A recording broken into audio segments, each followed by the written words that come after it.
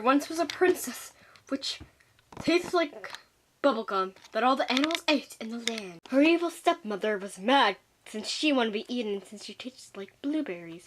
So she made her go to sleep. But the animals were mad so they ran away since they did not want to be next to Snoring. Then a bunch of ugly princes came and they licked her. And then her true prince came. Dun dun dun. He kicked the other princess to the curb and looked at his beautiful, next to be his second wife and his next week woman. When he went in for the kiss, then he got mad and he kicked her to the curb. So the prince didn't have to deal with her snoring.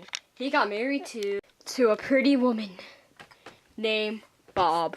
They got married. The snoring princess lived with her new husband, who didn't mind her snoring. The end.